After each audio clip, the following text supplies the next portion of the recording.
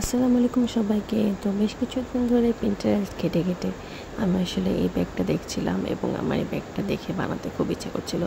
তো বাসায় পুরাতন জিন্স পড়েছিল, ভাবলাম যে পুরাতন জিন্সটাকে দিয়ে আসলে কাজে লাগিয়ে একটা ব্যাগ বানাই। তো আমার ইন্সপিরেশন ছিল এই ধরনের একটা চেরি ব্যাগ। তো আমি যেহেতু সাদা জিন্স নিয়েছি, তো আমি যে ইচ্ছা ছিল যে এ ধরনের একটা ডিজাইন করব।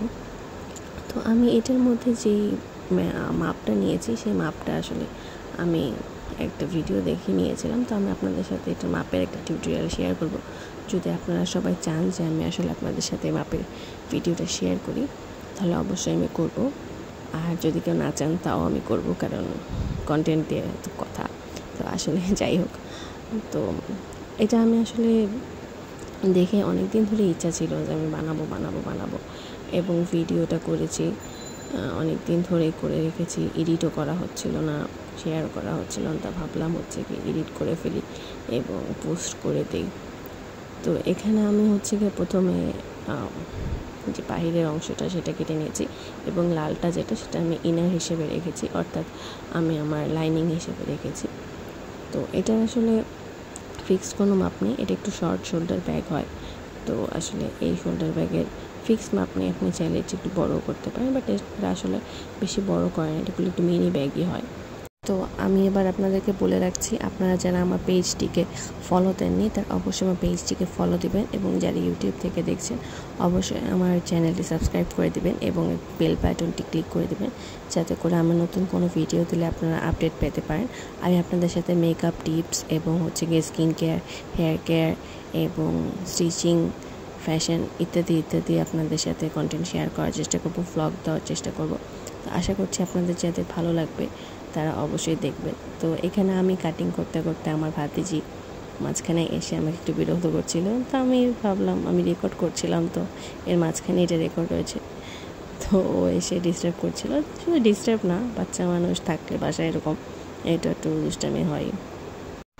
আচ্ছা, তো এখানে আমি হচ্ছে ব্যাগের হ্যান্ডেলটার মাপ নিয়ে কেটে নিচ্ছি। তো আমি একটা লাইনিং কাপড় কেটেছিলাম, সেই লাইনিং কাপড়টা রেখে আমি জাস্ট এটার উপরে কাটিং করে বসিয়ে নিচ্ছি। আমি এখানে কোনো মাপ শেয়ার করছি না।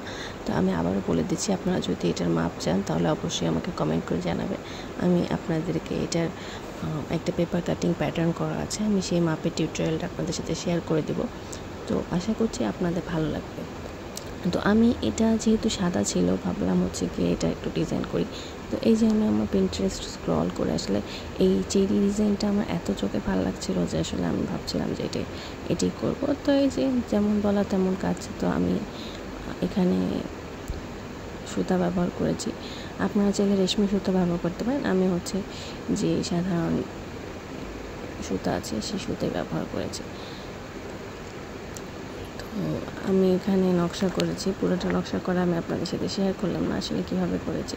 তো খুবই সিম্পল, জাস্ট ভরাট সেলাই দিয়েছি এবং পাতা সেলাই দিয়েছি।